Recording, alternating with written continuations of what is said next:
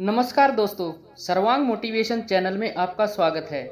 दोस्तों, क्या आपने कभी सोचा है कि जब हम जिम्मेदारी नहीं लेते तो हमारे कामों में क्या होता है।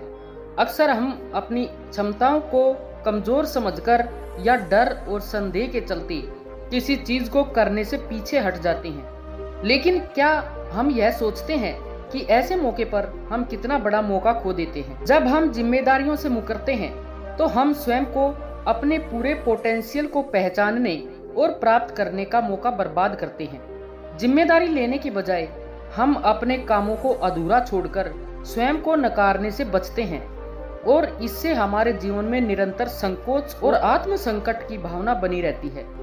दोस्तों, इस वीडियो में आप सीखेंगे कि जब हम खुद पर और अपनी क्षमताओं पर विश्वास करते हैं तो हम किसी भी चुनौती का सामना कर सकते हैं और कैसे हमारे कर्मों में चमत्कार हो सकता है। दोस्तों, कहानी को अंत तक अवश्य सुनना। तो चलिए कहानी शुरू करते हैं। एक छोटा सा गांव था। उस गांव में एक व्यक्ति रहा करता था। उस व्यक्ति को भी यही तकलीफ थी कि वह हमेशा खुद की क्षमताओं पर शक किया करता था। वह हमेशा दुविधा में रहता था।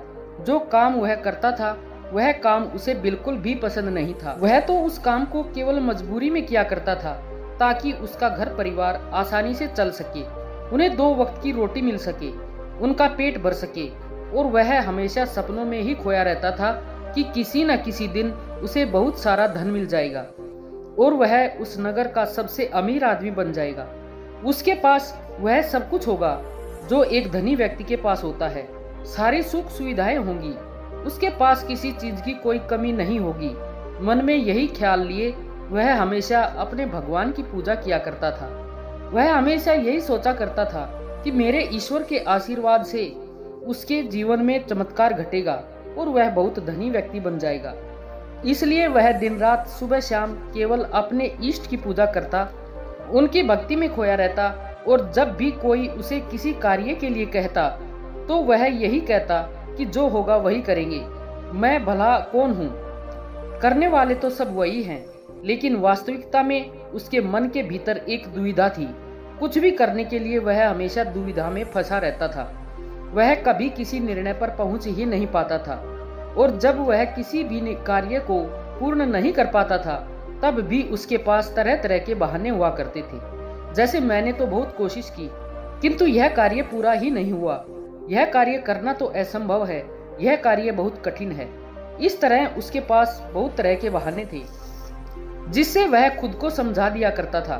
उसकी पत्नी और उसके घर वाले उसे ताना मारा करते, उसे तरह तरह की बातें सुनाया करते, लेकिन वह व्यक्ति कुछ करने का नाम ही नहीं लेता था। एक दिन उसकी पत्नी उस व्यक्ति से कहती है कि अरे तुम कुछ करते क्यों नहीं, आखिर हमारा परिवार ऐसे कब तक चलेगा। तुम जो मजदूरी करके पैसे लाते हो उसमें घर का खर्च नहीं चल पाता, आखिर तुम कुछ और काम क्यों नहीं करते। इस पर वह व्यक्ति कहता है कि जैसे मालिक की इच्छा वह जैसा रखना चाहे वैसे ही रहना होगा। मैं चाहे कितना भी प्रयास क्यों न कर लूं, लेकिन मैं उससे अधिक धन नहीं कमा सकता जब तक कि मेरे मालिक ना चाहें। एक दिन उसका बच्चा बहुत बीमार पड़ गया और उसे अच्छे इलाज की आवश्यकता थी, लेकिन उस व्यक्ति के पास धन नहीं था। तभी उसकी पत्नी रोते हुए उस व्यक्ति के पास आई और कहने लगी, अरे जाइए ना, कुछ पैसों का बंदोबस्त कीजिए ना, हमारा बच्चा यूं ही मर जाएगा।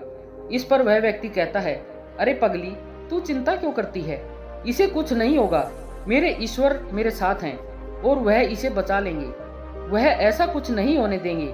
आखिर मैं उनकी इतनी पूजा करता हूँ, दिन रात उनकी आराधना करता हूँ, उनकी भक्ति करता हूँ, इसलिए हमारे बच्चे को कुछ नहीं होगा, तू चिंता मत कर। अपने पति की यह बात सुनकर उस व्यक्ति की पत्नी घर से बाहर निकली और उसने हर जगह हाथ पैर मारे, हर जगह लोगों से बात की, लोगों से धन मांगा, लोगों से मदद मांगी, लेकिन किसी ने उनकी मदद नहीं की। उसे कहीं से भी धन नहीं मिला और थक हार कर वह वापस आ गई। इधर वह व्यक्ति अपने ईश्वर के भजन गा रहा था, उनसे प्रार्थना कर रहा था कि वह उसके बच्चे को स्वस्थ कर दे। बच्चा पीड़ा के कारण लगातार रोए जा रहा था। उसकी पीड़ा असहनीय होती जा रही थी, जिस कारण उसका चीखना चिल्लाना और भी बढ़ता जा रहा था। काफी समय तक यह बच्चा चीखता चिल्लाता रहा, लेकिन उस व्यक्ति को तनिक भी फर्क नहीं पड़ा। और अचानक उस बच्चे का चीखना चिल्लाना बिल्कुल शांत हो गया। जैसे ही उस बच्चे की आवाज बंद हुई, यह देखकर वह व्यक्ति सोचने लगा कि लगता है मेरे प्रभु ने मेरे बच्चे को ठीक कर दिया। उसने प्रभु को धन्यवाद किया और कहा कि मैं जानता था कि आप मेरे बच्चे को जरूर स्वस्थ कर देंगे। आखिर मैं आपकी इतनी पूजा करता हूँ, आपकी इतनी आराधना करता हूँ। मैं जानता था कि आप मेरा साथ कभी नहीं छोड़ेंगे। अपने बच्चे की आवाज ना आती हुई देख उसकी पत्नी उस बच्चे के पास पहुंची और जोर से चिल्लाकर उस बच्चे को उसने अपने गले से लगा लिया और जोर जोर से रोने लगी। तब जब उसने यह सब देखा तो उस व्यक्ति को एहसास हो चुका था कि उसके भगवान ने उस बच्चे को नहीं बचाया था, बल्कि अब उसका बच्चा इस दुनिया में नहीं रहा। जब उसे एहसास हुआ तब उसे बहुत गहरा धक्का लगा। उसे यह समझ नहीं आ रहा था कि आखिर यह कैसे हो सकता है। वह तो अपने प्रभु की इतनी भक्ति करता है, इतनी आराधना करता है, फिर आखिर यह सब कैसे हो गया। उसके मन में ऐसे कई प्रकार के प्रश्न उत्पन्न हो रहे थे और उन प्रश्नों को लेकर वह यहाँ वहाँ भटकता रहा और ऐसे ही कई दिन बीत गए। दिन के बाद हफ्ते और हफ्तों के बाद महीने बीत गए, लेकिन अब तक उसे उसके प्रश्नों का कोई उत्तर नहीं मिला था। जब भी किसी से इसके बारे में बात करता तो हर कोई उसे केवल एक ही जवाब देता था कि लगता है तुम्हारी भक्ति में कोई कमी रह गई, शायद इसी कारण ईश्वर ने तुम्हारी नहीं सुनी।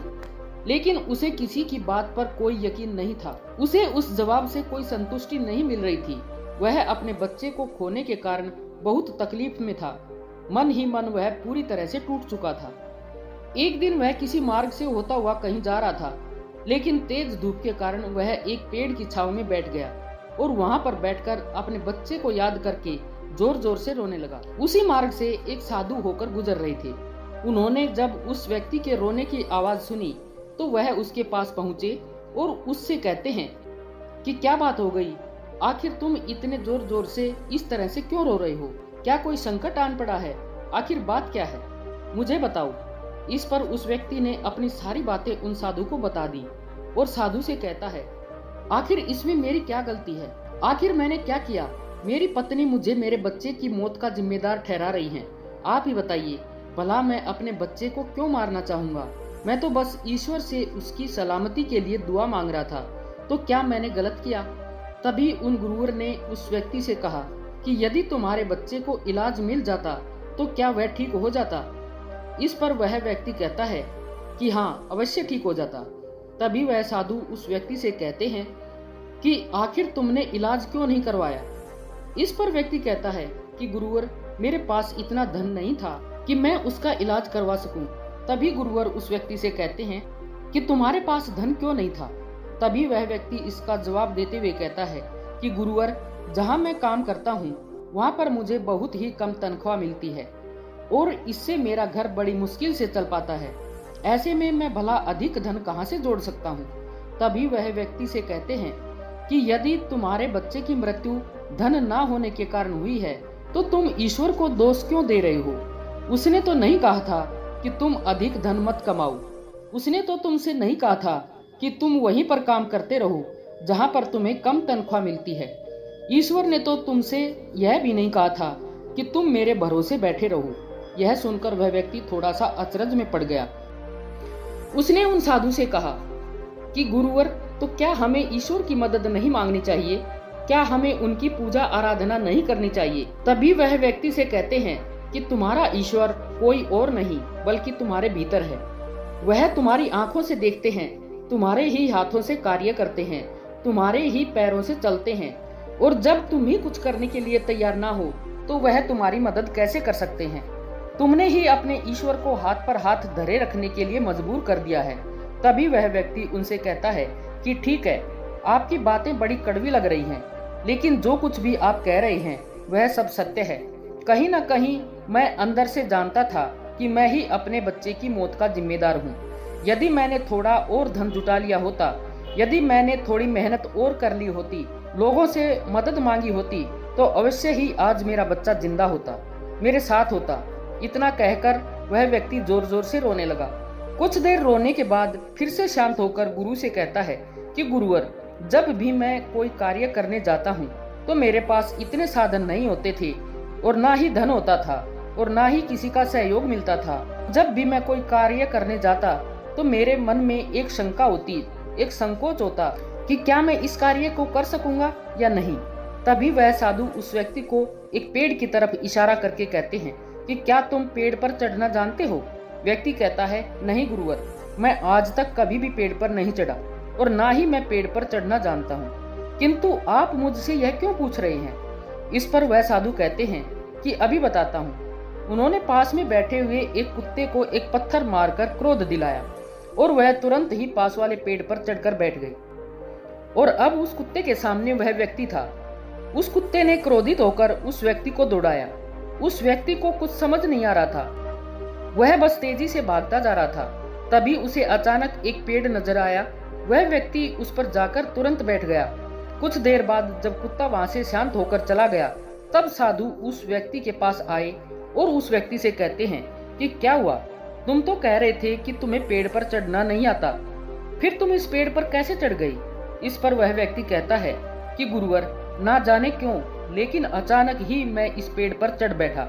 मैं नहीं जानता यह मैंने कैसे किया, लेकिन मुझे अपनी जान बचाने के लिए यह करना ही पड़ा। इस पर वह साधु मुस्कुराते हुए उस व्यक्ति से कहते हैं, मजबूरी व्यक्ति से सारे काम करवा लेती है, फिर चाहे वह उसे कार्य पसंद हो या ना हो। जब तुम्हारी जान पर बन आई तो तुम इस पेड़ पर चढ़ बैठे। आखिर उस वक्त तुमने अपने ईश्वर को याद क्यों नहीं किया? तुमने उन्हें अपनी मदद के लिए क्यों नहीं बुलाया? तुम चाहते तो वहीं पर बैठकर अपने ईश्वर को याद कर सकते थे, उन्हें अपनी रक्षा के लिए बुला सकते थे, लेकिन तुमने ऐसा नहीं किया। तुम अपनी जान बचाने के लिए उस पेड़ पर बड़ी सरलता से चढ़ गए, क्योंकि बात तुम्हारी जान की थी। लेकिन जब तुम्हारे बच्चे की जान दांव पर लगी थी, तब तुम ईश्वर से आराधना कर रहे थे, उनसे प्रार्थना कर रहे थे कि वह तुम्हारे बच्चे की जान बचा ले। तुम अपनी जिम्मेदारी से भाग रहे थे, पर अगर तुम उस जिम्मेदारी को निभाते तो आज हालत कुछ और होती। उन साधु की ऐसी कड़वी बातें सुनकर व्यक्ति मन ही मन और दुखी हो गया और वह जोर जोर से फूट फूट कर रोने लगा और कहता है कि गुरुवर, आप सत्य कहते हैं, मैं ही अपने बच्चे की मौत का जिम्मेदार हूँ। मुझे ऐसा नहीं करना चाहिए था, मुझे और अधिक धन जोड़ना चाहिए था। यदि मैंने ऐसा कर लिया होता तो मैं आज अपने बच्चे को बचा पाता, लेकिन अब क्या करूं? मुझे कुछ समझ नहीं आ रहा। इस पर उस साधु ने व्यक्ति से कहा कि जो हो गया उसे मिटाया नहीं जा सकता, किंतु जो होने वाला है उसे बनाया अवश्य जा सकता है। अपने संकोच को मन से मिटा दो और किसी भी कार्य को शुरू करने से पहले या उसके बाद तुम्हारे मन को कभी किसी बहाने की जरूरत नहीं पड़ेगी। इस पर व्यक्ति उन साधु से कहता है कि हे गुरुवर, जब भी मैं कोई कार्य करने जाता हूँ तो मेरा मन बहुत ही कमजोर पड़ जाता है, मैं बहुत घबरा जाता हूँ। मैं अपने मन को मजबूत कैसे बनाऊं? क्या आप मुझे इसके लिए कोई उपाय बता सकते हैं? इस पर साधु कहते हैं, हाँ, मेरे पास इसका भी उपाय है। तभी व्यक्ति कहता है कि गुरुवर, कौन सा उपाय है, मुझे बताइए। इतने में साधु ने उस व्यक्ति का हाथ पकड़ा और उसे एक नदी के किनारे ले आए और उस व्यक्ति से पूछते हैं कि क्या तुम्हें तैरना आता है? वह व्यक्ति थोड़ा घबराया, लेकिन उसने जैसे तैसे उन गुरु के इस बात का जवाब देते हुए कहा कि गुरुवर, मुझे तैरना नहीं आता, लेकिन आप मुझसे ये क्यों पूछ रहे हैं? इस पर गुरु कहते हैं कि अभी बताता हूँ। इतना कहकर उन्होंने उस व्यक्ति को पीछे से धक्का दे दिया और वह व्यक्ति सीधा नदी में जा गिरा। वह नदी के पानी में हाथ पैर मार रहा था, वह बचने का हर मुमकिन प्रयास कर रहा था। जब उन साधु ने देखा कि वह व्यक्ति डूबने लगा तो उन्होंने जाकर उसे उस पानी से बाहर निकाला। वह व्यक्ति जैसे ही बाहर आया तो वह घबराया हुआ था, बहुत डरा हुआ था। जैसे तैसे उसने हिम्मत की और वह खड़ा हो गया। अब की बार वह साधु को देखकर बहुत घबरा चुका था, बहुत डर चुका था। वह उन्हें देखते ही भागने का प्रयास करने लगा, लेकिन एक बार फिर उन साधु ने उसे जबरदस्ती पकड़कर नदी में धक्का दे दिया। वह नदी में हाथ पैर मारने लगा ताकि कोई उसे बचा ले और वह जोर से चिल्लाने लगा, बचाओ बचाओ, लेकिन आसपास कोई नहीं था, उसकी मदद के लिए कोई नहीं आ रहा था। तभी साधु उस पानी में उतरे और उस व्यक्ति को जबरदस्ती पकड़कर सीधा खड़ा कर दिया। उस व्यक्ति ने पाया कि उस नदी में पानी केवल उसके कंधे तक ही आ रहा था। इस पर वह साधु उस व्यक्ति से कहते हैं कि अब तुम मुझे यह बताओ कि आखिर तुम इतने कम गहरे पानी में किस तरह से डूबकर मर सकते हो। यदि तुम चाहते तो सीधे खड़े होकर इस परिस्थिति का सामना कर सकते थे और तुम्हें यह भी एहसास हो जाता कि इस नदी में पानी केवल तुम्हारे कंधे तक ही है और तुम्हें इस तरह से इतनी मेहनत करने की कोई आवश्यकता ही नहीं पड़ती, और ना ही तुम घबराते और ना ही इस परिस्थिति से भागने का प्रयास करते। किंतु तुम्हें हमेशा से केवल एक डर का सामना किया है, और वह यह है कि यदि तुम नदी में गिरे और तुम्हें तैरना नहीं आता तो तुम्हारी मृत्यु निश्चित है। यही कारण है कि तुम सही स्थिति का पता नहीं लगा पा रही। तुम यह तक पता नहीं लगा पाई कि आखिर इस नदी में पानी कितना गहरा है। एक बार फिर साधु उस व्यक्ति को नदी से बाहर ले आई और थोड़ी देर इंतजार करने के बाद उन्होंने एक बार फिर उस व्यक्ति को उस नदी में धक्का दे दिया। अब की बार उस व्यक्ति को उस स्थिति का पता चल चुका था। वह यह जानता था कि अब वह अपने आप को स्थिर कर लेगा, अपने आप को अपने पैरों पर खड़ा कर लेगा।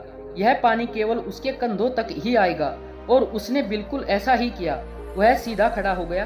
तभी साधु उस व्यक्ति से कहते हैं कि क्या तुम्हें अब अपने मन को मजबूत करने का मंत्र मिल चुका या नहीं। इस पर वह व्यक्ति कहता है कि हाँ, मैं समझ चुका हूँ कि अपने मन को मजबूत किस तरह से किया जाए। आगे गुरुदेव उस व्यक्ति से कहते हैं कि अब तुम समझे कि इस दुनिया में कुछ भी करना इतनी बड़ी समस्या नहीं है। समस्या तो यह है कि हम कुछ करना ही नहीं चाहते। जब भी हमें डर लगे या कोई समस्या खड़ी हो तो हमें उसमें उतर कर देखना चाहिए, उसका आंकलन करना चाहिए, उसे समझना चाहिए, जब तक कि वह समस्या संभावना न बन जाए और तुम्हारे भीतर से उस परिस्थिति का सामना करने के लिए डर निकल ना जाए। ऐसे ही हमारा मन मजबूत होता है। आज तुम्हारे पानी का डर समाप्त हुआ है, लेकिन वास्तविकता तो यह है कि तुम अब भी तैरना नहीं जानते, और जब तक तुम तैरना नहीं जान सकोगे तुम गहरे पानी में उतर नहीं सकोगे। इसलिए मेरी एक बात हमेशा याद रखना, इस संसार में ऐसा कुछ नहीं है जो तुम नहीं कर सकते। बस तुम्हें तुम्हारे साथ खड़े होना आवश्यक है, तुम्हें अपना साथ देना आवश्यक है। इसलिए अपने आप को धोखा देना बंद करो, अपने आप को दुविधा से बाहर निकालो, अपने आप पर संकोच करना बंद करो, अपनी शक्ति को पहचानो। तुम हर कार्य कर सकते हो जो तुम करना चाहते हो। यह सुन उस व्यक्ति को अपनी गलती का एहसास हो गया और उसने गुरु को प्रणाम किया और वापस अपने घर लौट आया। अब से वह हर रोज अपनी गलतियों को सुधारने में लग चुका था, अपने मन को मजबूत करने में लग चुका था। जब भी उसके सामने कोई परिस्थिति आती जिसका सामना करने में उसका मन घबराता, उसका मन डरता, तो वह उस परिस्थिति के सामने खड़ा हो जाता और उसका डट के सामना करता, अपनी जिम्मेदारियां निभाता, क्योंकि यही करते हैं जिम्मेदार लोग, डट के खड़े होते हैं। उसने अपने मन के संकोच को, अपनी दुविधा को त्याग दिया था और उसने अपना हाथ थाम लिया था। जिस भी कार्य में उसे डर लगता था वह उस कार्य को जरूर करता था, जिससे उसका मन और भी अधिक मजबूत हो जाता था। अब ना ही उसके मन में कोई संकोच होता था और ना ही वह किसी से किसी प्रकार के डर की बातें करता था। हर परिस्थिति का सामना करने के लिए पूरी तरह से तैयार रहता था और इसी प्रकार उसके मन का सारा डर खत्म हो चुका था और वह अपने जीवन में आगे बढ़ने के लिए पूरी तरह से तैयार था। अब वह जो कुछ भी चाहता था वह उसे हासिल करने में पूरी तरह से सक्षम था। आशा है आपको इस कहानी से बहुत कुछ सीखने को मिला होगा। अपने सुझाव कमेंट में जरूर बताएं, और अगर कहानी अच्छी लगी हो तो कृपया वीडियो को लाइक व शेयर अवश्य करें, और ऐसी ही मोटिवेशनल, इंस्पिरेशनल व जीवन की सीख देने वाली कहानियाँ सुनने के लिए चैनल को सब्सक्राइब भी अवश्य कर लें। धन्यवाद। नमो बुद्धाय।